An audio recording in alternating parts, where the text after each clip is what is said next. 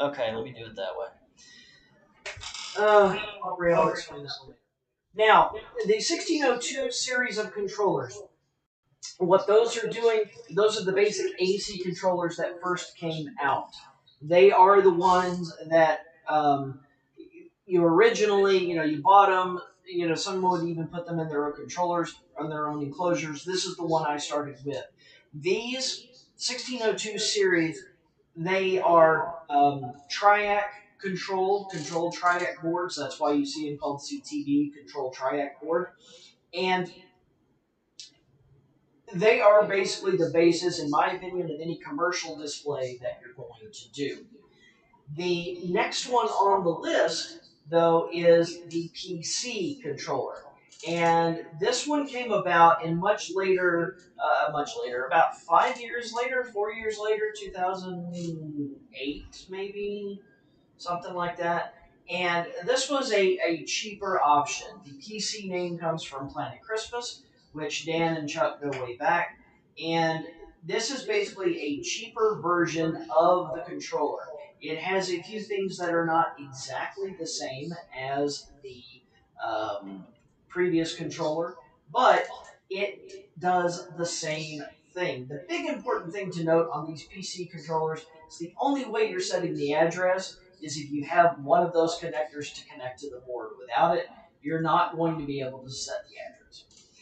Uh, they work very well. They do a lot of things really, really good. I have no issue using them. I know some people who use those in commercial displays, so you might want to keep that in mind of how they're doing it. Now, up next, when might you want to use one of these directors, and why would you want to use those over one of the regular connectors? Well, if it is impractical to get a computer running your display, I personally I use a lot of these in commercial displays where the vendor doesn't want to deal with throwing a laptop under the tree, so I tell them, look, you get a director, I'll send you the files. You'll write them to your SD card, and you'll be good to go. Now, on that one, what you will have is the director is built into the controller on the left-hand side. What you see right there circled on the left is the SD slot where it goes in. And then on the right-hand side, you've got the directors, which is connecting to the hardware. This mini director will connect to either one. The mini director will get its power. The current generation, the G3, G4 controller directors, they actually get their power from the controller. You don't have to change anything. The beauty of the newer versions, if you plug in a power supply to it, it auto senses that and it will switch over to the power supply. Why might you want to run a mini director with a power supply versus a controller? Good question.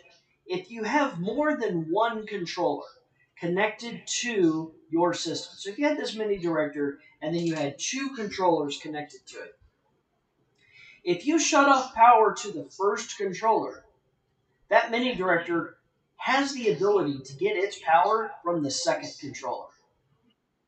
It really does, I promise you. Running it with a power cord, though, you can actually put that mini director on a timer. Now, the upside, you can start it whenever you want. It'll be a beautiful startup. You're good to go. The downside is, whenever it's time for it to stop, it will stop mid-sentence.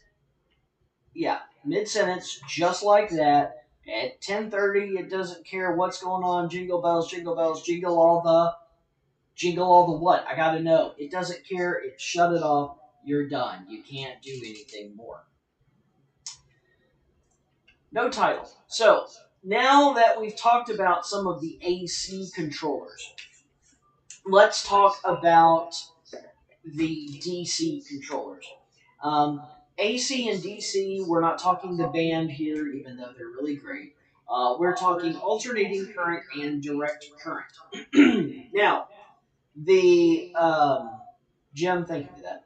The these were the first DC controllers that Light-O-Rama put out. The one you see on the right is actually the older CTV 16 controller.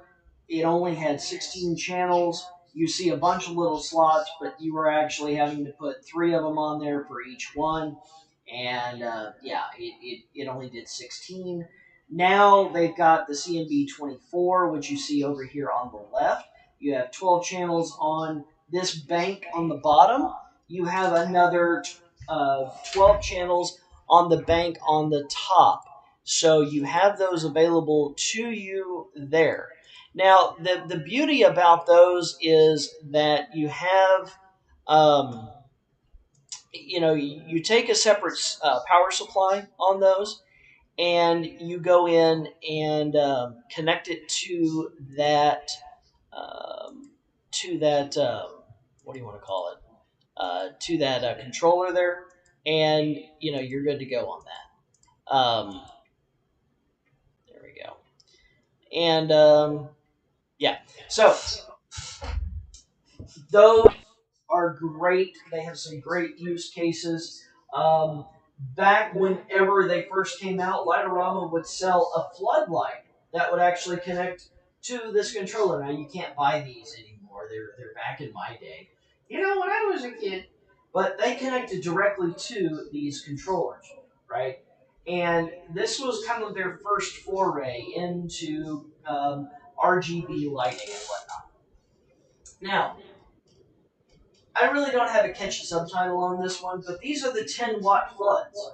And Light-O-Rama will sell you a 10-watt floodlight kit, excuse me, that connects directly to this CMB 24 controller right here. And they sell you a power supply, they sell you the whole 9 yards. You're good to go on that one. It has everything you need on there. These 10-watt floods, as you can see on the little image, they do any color. They have a strobe effect built into them. So you can actually use these year round if you wanted to. Light up parts of your house.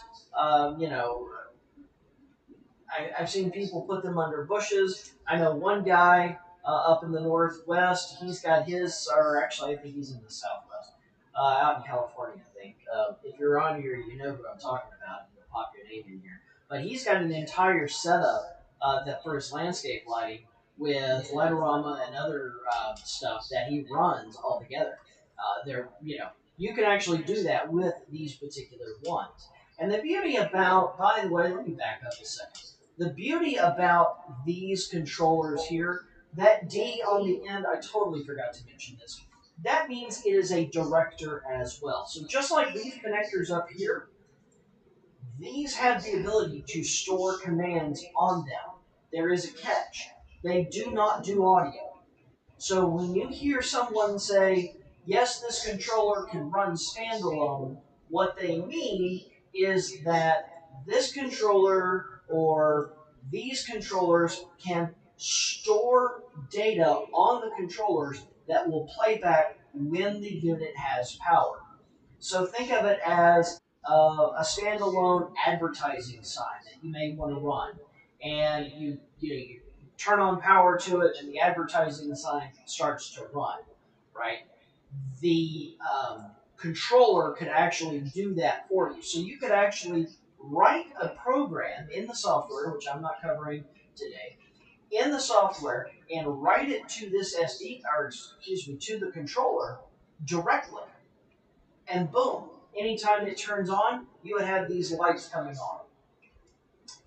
That is something else you could also do with the directors. Think about this. If you're going to use these for year-round lighting, you could change the SD card, let's say in early February to have Valentine's Day colors, and then change it over in March for St. Patrick's Day, or depending on when Mardi Gras falls that year. You then could change it over in April for a springtime type look, in May for Memorial Day, June, July, keep the red, white, and blue thing going. Coming into October, you can have orange colors and whatnot. So just kind of more ideas for you on that. If you decide, you know what, 10 watts isn't enough, I want to go bigger, then boom, go into the 50-watt floodlights. Now, when these first came out, there was some confusion about what you had to have in order to run these controllers or these floodlights. You can have an entire Light-O-Rama display of just the floodlights, no directors, no connectors, no nothing, right? They have the ability to store a sequence on demand or standalone sequence on them. They have their own controller built in, and if you look closely on the image, you will see the Cat 5 giant back, and you will have that available to connect them together. So you don't need any other controllers to run this floodlight. You can set it out there and go. If you wanted to do your entire house with just 50-watt floodlights and just have them kick on whenever you turn on power, perfect. You can do that. That's what they would do. Now, they've got the compare to the 10-watt unit. I haven't gone in and done the math on this picture to see if it's really that close as far as, they're really comparing to that size. But in my 15 some odd years using Light-O-Rama products, I've not known them to fudge the truth. So my guess is they really put a lot of time into making sure the dimensions were actually so. They are quite smaller than those 10-watt plugs. So up until now, everything has been dumb. By that I mean, if we were to turn on one um, controller, one channel, channel 1, 2, and 3, and we were powering a string of lights on the CMB24, like someone mentioned here on in the chat, um, they're great for dumb pixels. And a dumb pixel is really a smart pixel, but maybe it's not as smart as the smart pixel. And don't let that confuse you, because I'm just being a smart aleck here. But on, excuse me, on the dumb pixel, you turn on one color, the entire string lights up. Okay, the entire string will light up on a dumb pixel. On a smart pixel, though, you actually have the ability to have one color on one separate color, individual color on every single string of lights. If you wanted to put up all smart pixels on your house and just have, an 80s Christmas light night where you mimicked the old multicolor C9 bulbs that, we would put in on the houses, you could flip the switch, per se, and boom, there you go. You would be able to do that on there. Um, the answer is yes, you can, by the way. So on the smart pixels, Light-O-Rama has a couple of options built into the mix. What you're seeing on the screen is the Cosmic Color 2 controller. And this one is kind of the replacement. The right is the replacement for what you see on the left. The left was Light-O-Rama's first foray into the RGB pixel type lighting. You had an individual controller there on the top right of that image on the left. You had a power supply, and then you had the strip. And, it was kind of, I don't want to say it was clunky. It was really good for what it does. I personally like it because the power supply and the controller you could actually stuff into really small spaces. The Cosmic Color 2 controller is a little bit larger, right? It's got everything mounted, but it has everything mounted inside of it. It is the controller, it is the power supply, and if you look closely at the images, you will see two outputs on the top, or two strings on the top, and you will see one cord coming out of the bottom, and it is the power supply. So on those, it's weather-proof enclosure or a waterproof enclosure. Just me, I still try to find ways to cover stuff. I would not have anything out in the exposed elements, but I know plenty of electricians who are like, if it's rated for it, it's rated for it, run with it, you go from there. Now, the smart pixels, they have a base, they're running off of these smart pixel controllers. And for those of you who have ever looked at Light-O-Rama documentation, yes, I pulled those images directly from the documentation on here, but I wanted to show you the difference in the controllers. And you will have there a top, on the top left is a Pixie 4 controller. This means it will control 4 strings of smart pixels, right? You know what? I'm wondering, do I have? Okay, yeah, there we go. Where was I at? There we go. It will control 4 strings of smart pixels. The one on the bottom left will control 8 strings of smart pixels. And then on the far right, you have the Pixie 16, which controls 16 strings of lights.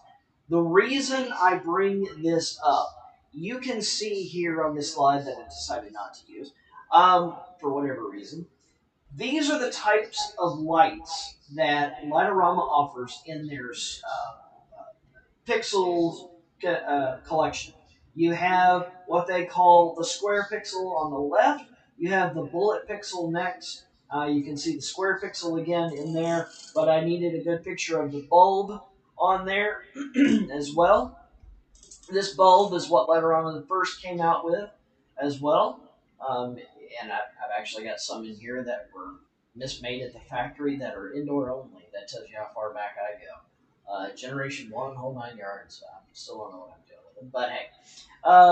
So these are the types of lighting that Light-O-Rama has that connects to these controllers. And let's go back to the Pixies for a second. These Pixies, they have, right? If you are getting into the RGB world, one thing I would highly recommend is make sure you have read the documentation that comes with it. Because from one thing I've seen, because I will help out Light-O-Rama on their help desk from time to time, I see a lot of people having trouble setting the address of the controller. What do I mean by the address? Well, every controller has not only a street name, but it has a mailbox number. What am I saying there, right? If you live on Main Street, you are the 16 channel controller. If you live on what's another name people use? If you live on Wall Street, you're the 8 pixel controller. And if you live on Christmas Light Way, you're the 4 pixel controller, right? Those are the addresses. Those are the street names. Those are the controller ID 01 or controller ID 13, okay? Um, that is the address. The ports themselves have are the mailbox numbers, basically, right? So this controller here is port 1 on Main Street, or port 1 on this controller number. Okay? These are great questions. I'll touch on some of those here in a minute. When you're setting this address, I see people having trouble with the Pixie controllers all the time. Please, please, please note, if you were to set this Pixie controller to Main Street, okay, number 1, it's also going to use up street number 2, number 3, and number 4, or IDs number 2, 3, and 4, because these controllers actually have 4 different streets, 4 different addresses on each controller, okay? Whereas these up here, you only have, as soon as my computer will decide to switch, thank you, These controllers here only have one address, right? You get into the larger controllers, or the Pixie controllers, and now um, you're going to get multiple addresses on the deal, right? And now my PowerPoint's not responding great. So anyway, um, we will keep talking while it, decides to spin around. Now, there we go. These controllers have multiple addresses. So remember, if you set this Pixie 4 to 0, 1, it's going to use 1, 2, 3, and 4. You come over to this Pixie 8, and if you were to set it to number 2, guess what? Now ports 2, 3, and 4 are also going to be mimicked on ports 1, 2, and 3 of this controller. Because if you set this one to O2, it's now going to use 2, 3, 4, 5, 6, 7, 8, and 9. Okay? So just remember, the Pixie controllers have more than one address. I want to touch on the PixCon 16 because I see a lot of people purchasing it thinking, oh, it is, I have to have it, it's what I need. Folks, this is an advanced controller. Um, your setup of this controller is nothing like any other controller Light-O-Rama sells. Um, you need to understand TCP/IP networking, and if I just lost you on that, please don't buy this controller. I say it that way. Please be willing to at least learn the networking side of things, because you will get into the networking side of the lighting business, the lighting industry, the lighting hobby on that whenever you do from there on that. So, here we go. Some of the newer things over the last 3 to 4 years that Light-O-Rama has come out with, they have 4-channel AC controllers now. Here on the left, you see a wireless version. On the right, you see a wired version. Please know that with these controllers here, the only way you can set the address is with the dip switches that you see pointing up here on these particular controllers. They're on the top left part of that card. That is the dip switch address right there, or the dip switch. So that's what actually controls the addressing on these particular controllers. Wireless.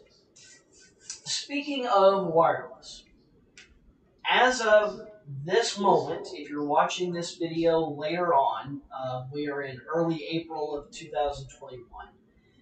Light-O-Rama does not sell a wireless that will work with pixels. Okay? For those of you who know what I'm talking about, yes, there's an asterisk there.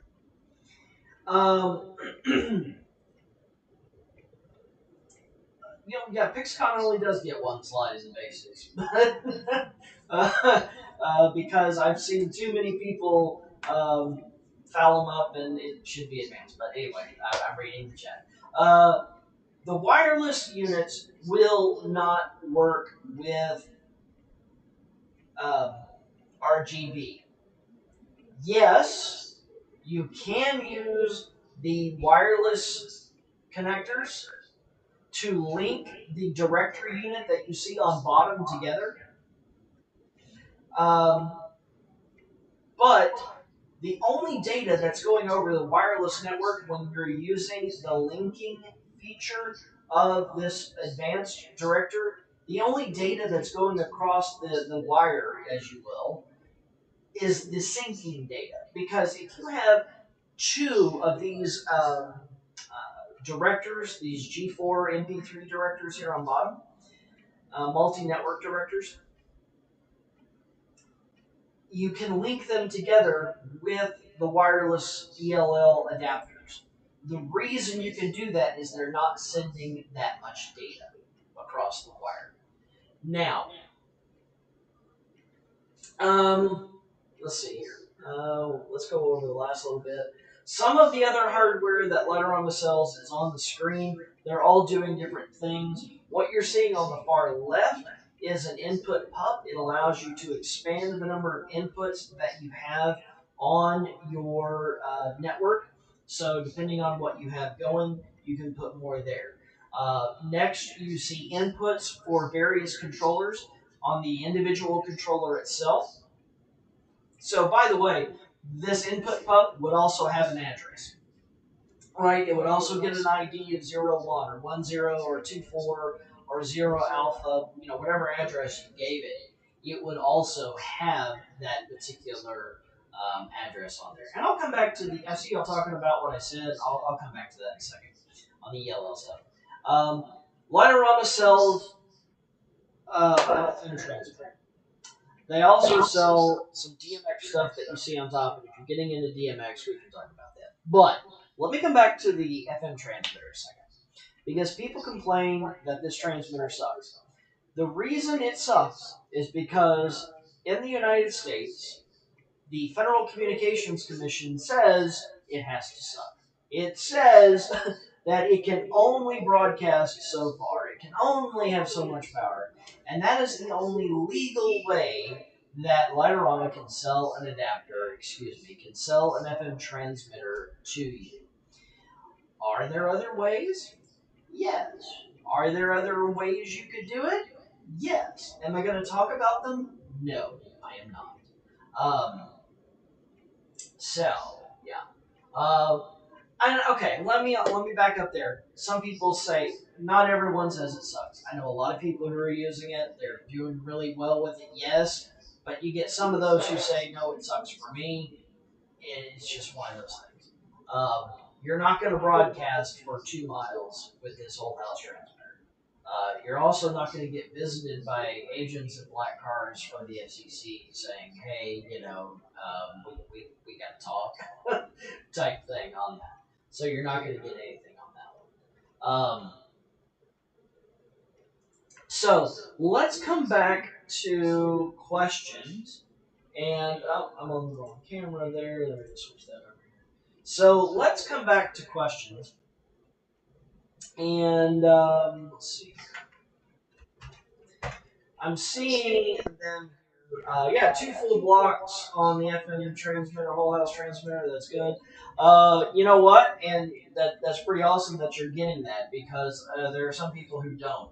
So you're definitely, I don't want to say you're in the minority on that, because I would never say something like that, but it's definitely something that comes about.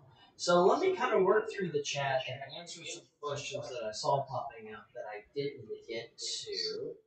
Uh, get it working. Yes. Yes. How the G4 communicates with other directors. Um, One thing here on that.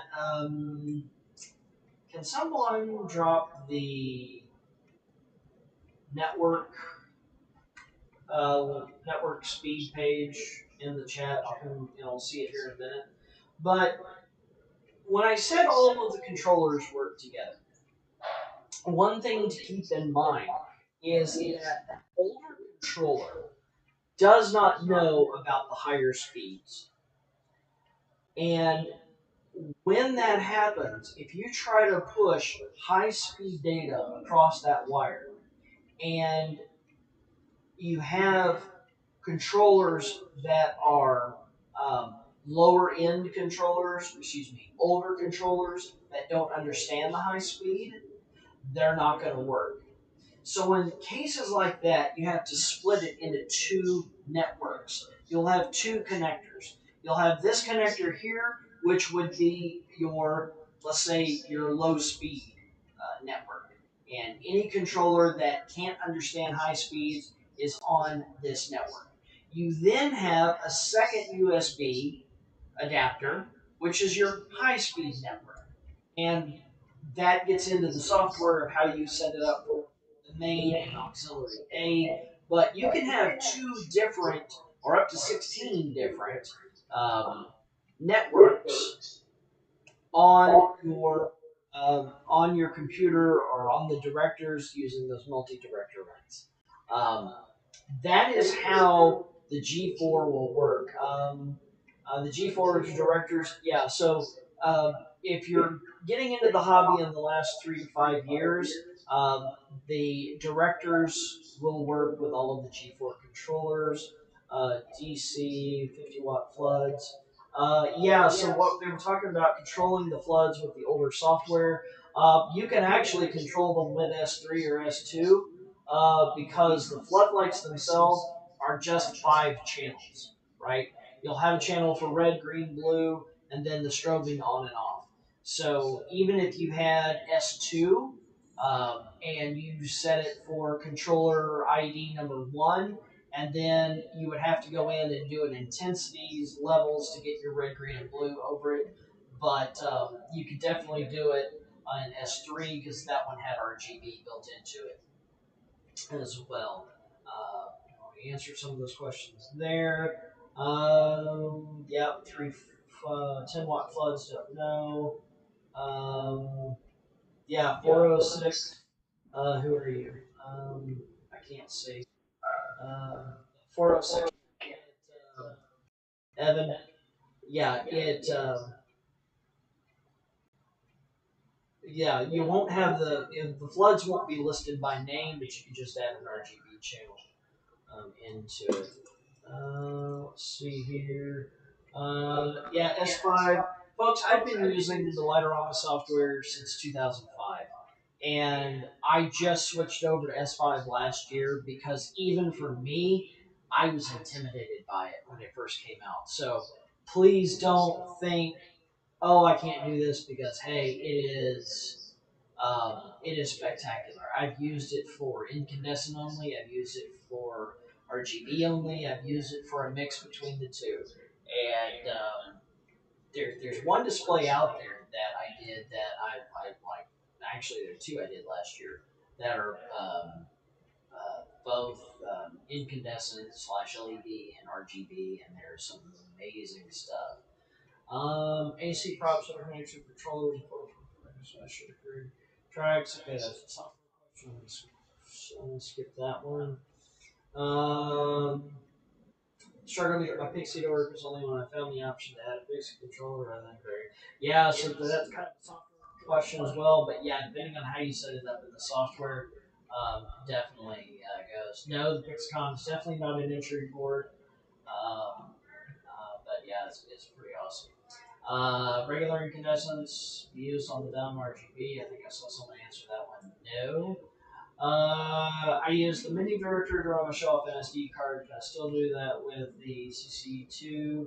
And you said hit send too soon. So I assume, Jessica, you got the answer to that one. But yes, you could connect the mini director to the triple C2 and go from there. It would definitely run that one. Yeah, so the ELLs, they have a little bit of bandwidth on them. You could probably get away. Here's a little hardware tip for you. If you were to set, I'm not going to go into how this is done, I'm just going to let you write this down and go research it. But if you set the logical resolution to 1, or 2 or 17 or whatever the numbers are, you actually reduce the amount of data going across the wire, and you can actually do some pretty interesting things data-wise, especially on the older stuff. Let's see here, scrolling down. So if I add bullet pixels, will it work? David, was that... did someone answer David? Let me go down there. Do, do, do, do, do. Jessica, I answered you on that one. Safe and efficient ways to your USB outputs. Powered hubs. You need a powered USB hub because um, uh, powering them will take away from some of the data, so you need that one. The directors do not do E131. They do not. Pixie, SCAN with Falcon or Cult controllers, I have no idea. Um,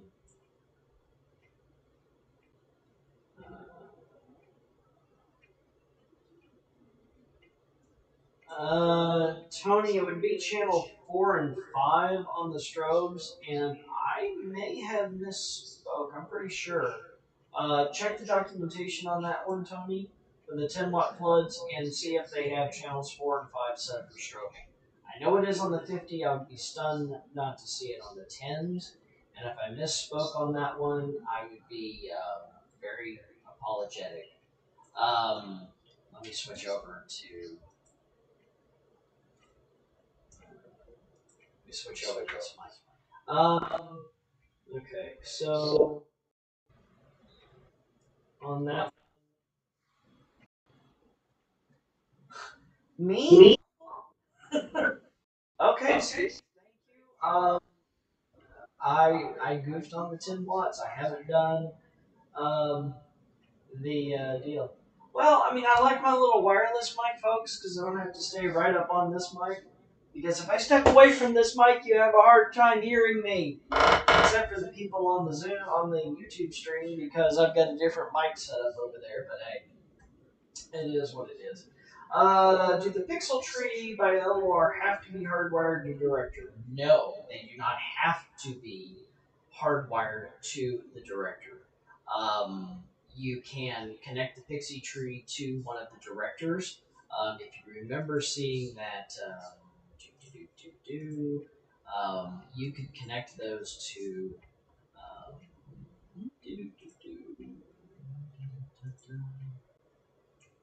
can't see. You could connect a pixel tree to one of these two, any of these three directors, or you can connect it to your computer via that red RS485B on the bottom right. And the newer generation of controllers, they will actually go ahead and they'll run the higher speeds as well. So you definitely do not have to um, go from there. My wife thinks I'm crazy too, and I mumble, but she can't hear me mumble up here, so. But hey, there is that. You know what? I get really odd feedback from people on this mic. Some people say I have to be right up on it. Some people say I don't. So it's like, eh. Uh, but you know, it is what it is. So where are we at? We're at 11:51. So do we have any other questions coming through? Did I explain things well enough? Do you have questions on what hardware should be doing what? Addressing, anything I left out that you're going, I don't quite understand that. Because we have about 3 or 4 more deal. If memory serves, yes, you can do 170 pixels. It's a matter of how it's set up in the software. But from a hardware standpoint, if I remember right, yeah, they do all support the 170. But I personally have only done the 150 on mine because that's what I've needed. Well, I say mine for customers because that's how I set it up for that. Can I use the CCR with the mini director? Yes and no. Um, well, okay, let me back up. Yes. The mini director here on this page. Yes. The G4, the newer G3, G4 directors, you can absolutely um, use the uh, uh, director. Uh, Kevin, if I remember right, yes. I personally have used FixCon once, and I was thrown into it at the last second, and I had to dissect the documentation really, really quick. Um, so I'm going to say yes on that one, but I'm going to tell you to check the documentation on that one, Kevin, and I'm so sorry I don't know the answer to that off the top of my head. After I set up a Pixie controller address, how did this show up in the letter on the software? Scott, if you are running the hardware utility and you were to have two Pixie 4s set up, let's just say, you would only see two of them. You would only see two. Let me try that. If you had two Pixie 4s, you would only see two addresses in your hardware utility. You would see address 01, and then if you set the next one to 05, you would see it. You would not see, per se, controllers 2, 3, 4, or 6, 7, and 8. But you will see visible controllers, just not virtual. 8 residential 16 channels on one of the CC2. Should I use 2 networks? If your 16 channel controllers are older, if they have the red status light on the 16 channel controllers, then they're the older ones. The green status lights are the high speed. Then you could go ahead and put you could put them all on the same network. But hey, I would go ahead and split them up personally. But that's just me. Um, yeah, 19. There we go. Fixed time drive 3217. There you go. Thank you, Nuno. Like I said, believe me, I was. You ever tried to, like, with a client who has recruited you for other things, and then, okay, can you do this as well? So anyway, max number of pixels pretty large. I don't know. Hey folks, we are at 5 minutes of, so we need to go ahead and stop this session because I've got to set up for some other stuff on the next one as well. I assure you, there's a way to find me. Synchronized. I've got it somewhere on here if you want to visit. If you have questions, visit me at synchronizedchristmas.com. Shoot me an email, ask me a question. I'll be more than happy to help you out on that one, and we'll go from there. So we will go ahead and, from a housekeeping standpoint, Aubrey, I'm going to kill the stream over on my end. This room is staying open, and we will go from there. Take care, everybody. Talk to you later. Bye. Alright, thank you for everyone who joined us for the presentation, and thank you again to Bots Goyle and Light-O-Rama for the conversation. Yeah. We're going to take a brief 5 minute